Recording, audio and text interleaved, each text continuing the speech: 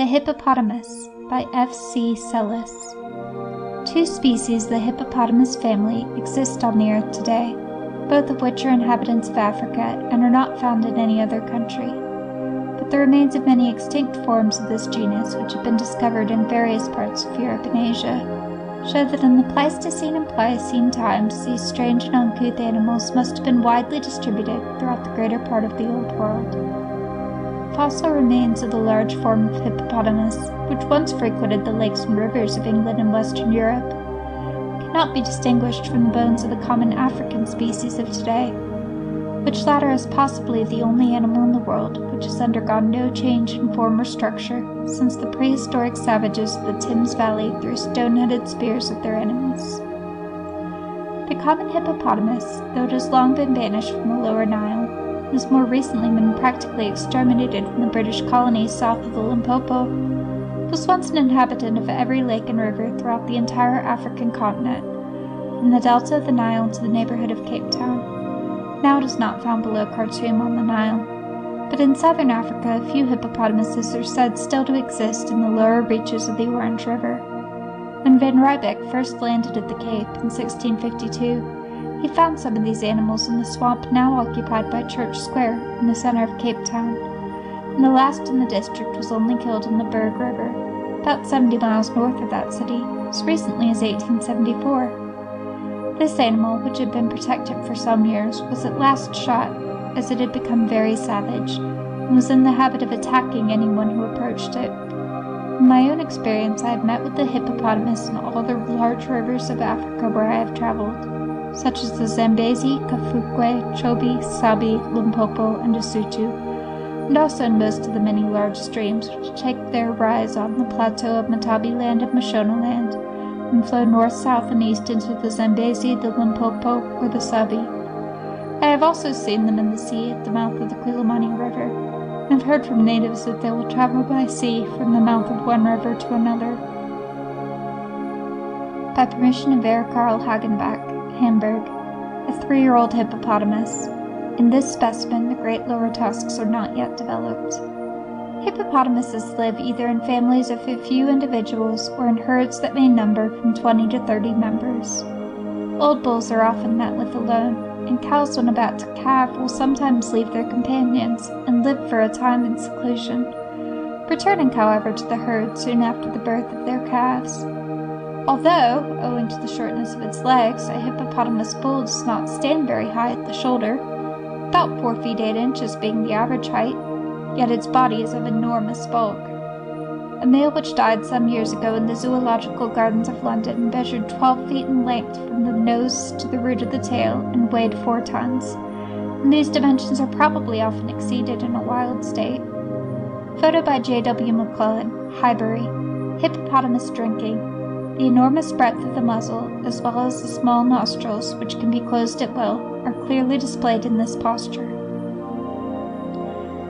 The huge mouth of the hippopotamus, sea-colored plate, which the animal is fond of opening to its widest extent, is furnished with very large canine and incisor teeth, which are kept sharp by constantly grinding one against another, and thus enable their possessor to rapidly cut down great quantities of coarse grass and reeds upon which these animals exclusively feed when living in uninhabited countries.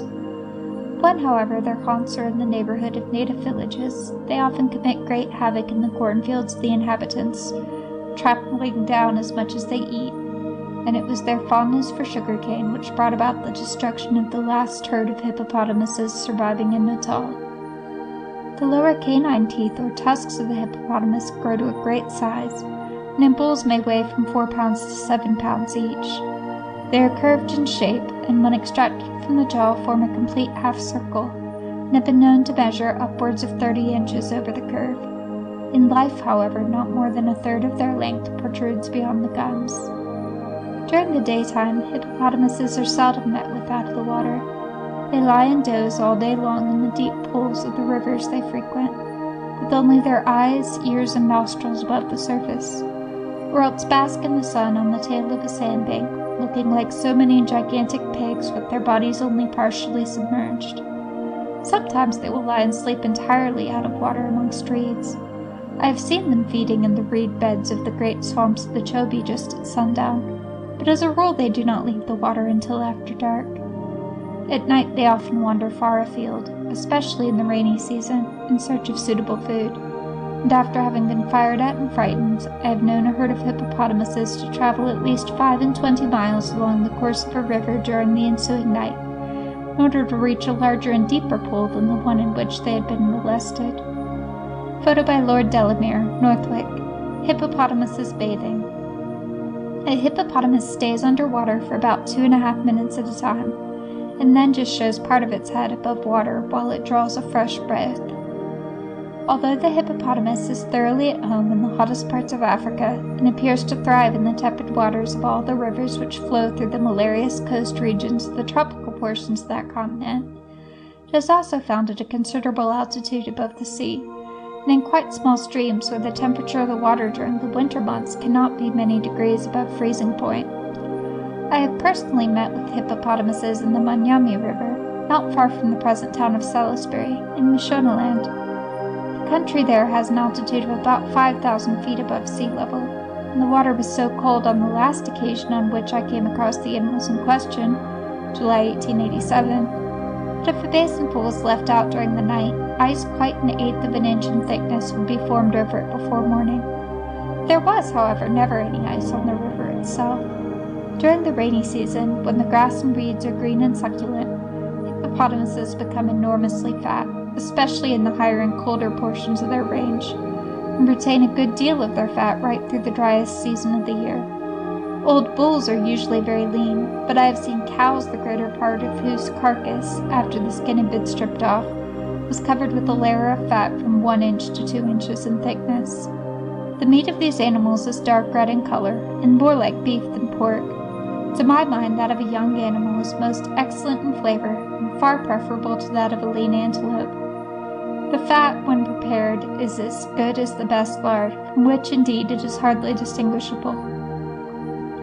The skin of the hippopotamus is smooth and hairless, and in adult animals quite 1.5 inch in thickness on the upper parts of the body. Photo by J.W. McClellan, Highbury. A hippopotamus gaping. The position of the animal displays the enormous capacity and likewise the powerful lower tusks. The shortness of the limbs is also well exhibited. By permission of Herr Karl Hagenbach, Hamburg. Baby hippopotamus, aged 6 months. The flesh of a young hippopotamus is said to have an excellent flavor. Natives often follow shooting expeditions in order to secure some of its meat. Hippopotamuses are said to be capable of remaining underwater for 10 or 12 minutes. Should, however, a herd of these animals be watched but not fired at from the bank of a river in which they are passing the day, they will all sink below the surface of the water as soon as they become aware of, and more or less alarmed by, the presence of the intruder, but each member of the herd will come up to breathe at intervals of from 1 to 2 minutes. I have seen hippopotamuses so tame and unsuspicious of danger that they allowed me, the first human being probably with any kind of hat or clothes on him that they had ever seen, to take up a position within 50 yards of them on the edge of the deep rock-bound pool in which they were resting without showing any signs of alarm. They simply stared at me in an inquisitive sort of way, raising their heads higher out of the water, constantly twitching their little rounded ears, and it was not until a number of natives came up and began to talk loudly that they took alarm, and sinking out of sight retreated to the farther end of the pool. I once took the length of time with my watch for more than an hour that a hippopotamus which I was trying to shoot remained underwater. This animal, a cow with a newborn calf, had made an attack upon one of my canoes. It first came up under the canoe, tilting one end of it into the air and almost filling it with water. Then it made a rush at the half-swamped craft, and laying its huge head over it, pressed it down under the water and sank it. There were 4 natives in the canoe at the time of the attack, all of whom swam safely to an island in the river, the Zambezi. After the accident, which caused me a good deal of loss and inconvenience, I tried to shoot this unprovoked aggressor, but unsuccessfully, as the river was too broad to allow me to get anything but a long shot at her. The shortest time she remained underwater during the 70 minutes I was paying attention to her was 40 seconds, and the longest 4 minutes and 20 seconds, the usual time being from 2 to 2.5 minutes. She always remained a long time under the water after having been fired at. The capsizing of canoes by these animals is quite a common occurrence on most African rivers, and the great pains the natives will take in certain districts to give these animals a wide berth seems to prove that they have good reason to dread them. Solitary bulls and cows with young calves are the most feared. Such animals will sometimes, I have been assured by the natives, tear out the side of a canoe with their teeth, and even crunch up some of its occupants whilst they are trying to save themselves by swimming. Supopo, a chief of the Barots tribe who was deposed by his nephew Monowena in 1876, was said to have been attacked and killed by a hippopotamus whilst lying wounded amongst the reeds on the southern bank of the Zambezi, but I cannot vouch for the truth of the story. Bull hippopotamuses must be rather quarrelsome, as I have shot several whose hides were deeply scored with wounds, no doubt inflicted by the tusks of their rivals. Once I killed a hippopotamus in a shallow lagoon amongst the swamps of the Chobe, whose enormously thick hide had been literally cut to pieces from head to tail. The entire body of this animal was covered with deep white scores, and we were unable to cut a single sjambok from its skin. We found on examination that this poor beast had been wounded by natives, and then in its distress most cruelly set upon by its fellows, and finally expelled from their society. It was in the last stage of emaciation, and a bullet through the brain must have been a welcome relief. On another occasion, a hippopotamus bull, which I had wounded in the nose, became so furious that it dived down and attacked one of its fellows, which had already been killed, and was lying dead at the bottom of the pool. Seizing this latter animal by the hind leg, it brought it to the surface of the water with such a furious rush that not only half the body of the dead animal it had attacked was exposed, but the whole of its own head and shoulders came above the water. A bullet through the brain killed it instantly, and it sank to the bottom of the pool, still holding its companion's hind leg fast in its jaws. Dental operations on a hippopotamus, number 1. This and the next 2 photographs probably constitute the most remarkable series of animal photographs ever seen. Number 1 shows a hippopotamus about to be trapped, preparatory to having its teeth attended to. When a hippopotamus is killed in the water, the carcass sinks to the bottom, and the cold water of the rivers of Mashonaland will not rise to the surface till 6 hours after death. In the warmer water of the lower Zambezi, a dead hippopotamus will come up in about half that time. When it rises, the carcass comes up like a submerged cork, with a rush as it were, and then settles down, only a small piece of the side showing above the surface.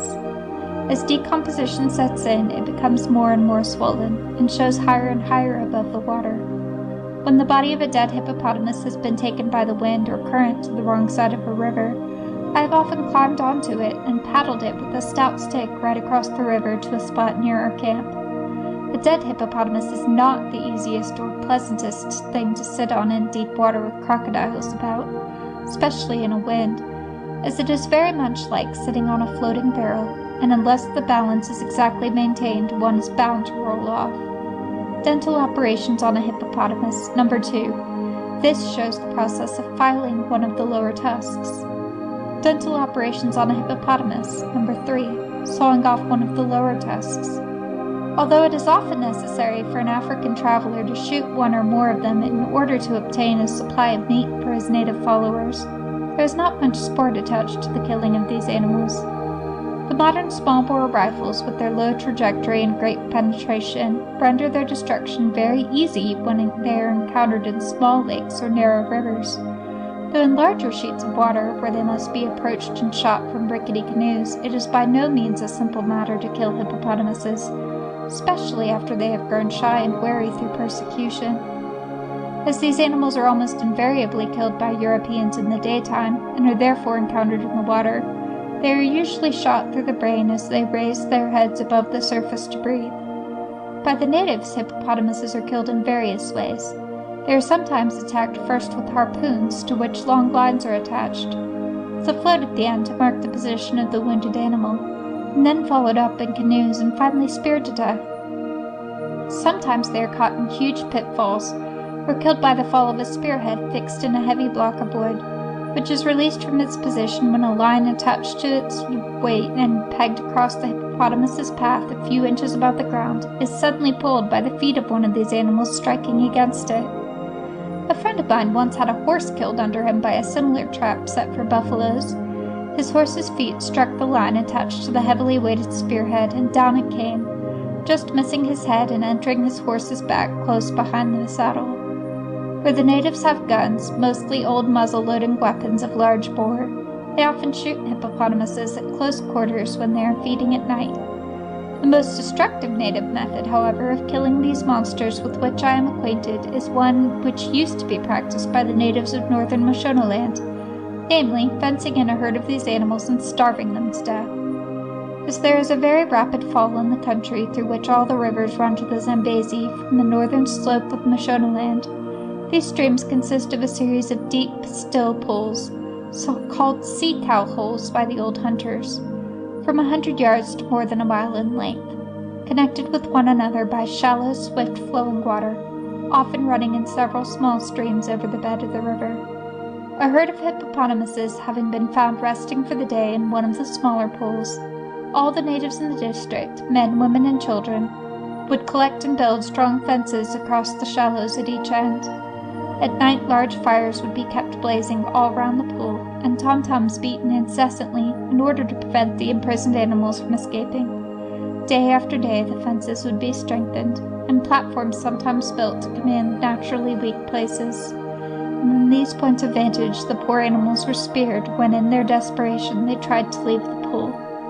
Gradually, the whole herd would be speared or starved to death. Photo by York & Son, Notting Hill. Female hippopotamuses, exhibits a very characteristic attitude of the animal. Photo by York & Son, Notting Hill.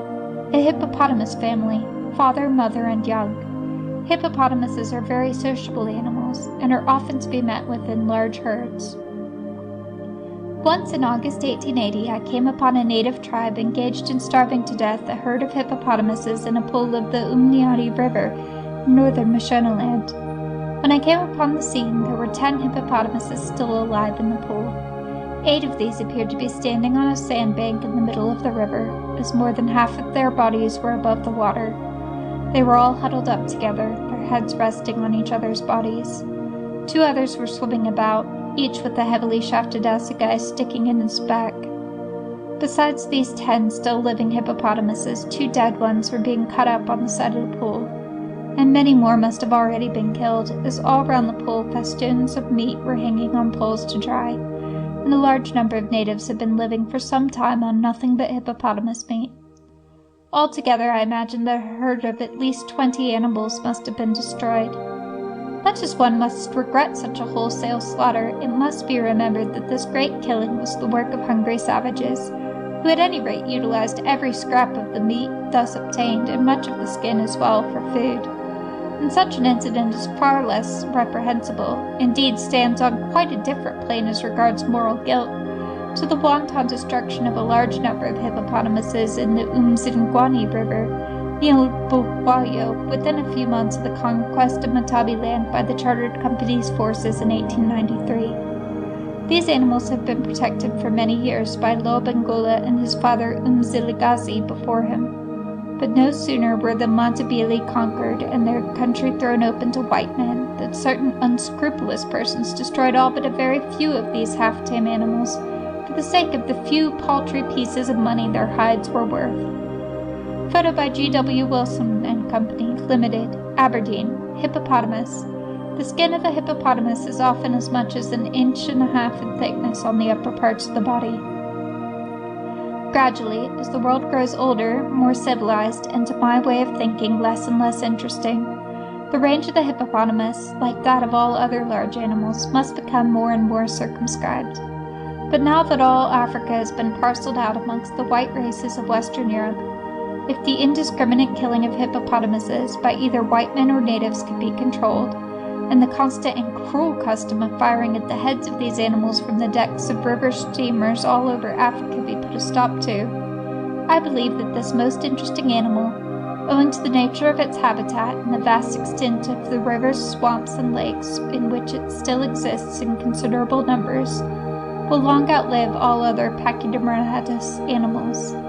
Hideous, uncouth, and unnecessary as the hippopotamus may seem when viewed from behind the bars of its den in a zoological garden, It is nevertheless true that when these animals have been banished from an African river by the progress of civilization, that river has lost one of its highest charms and greatest ornaments.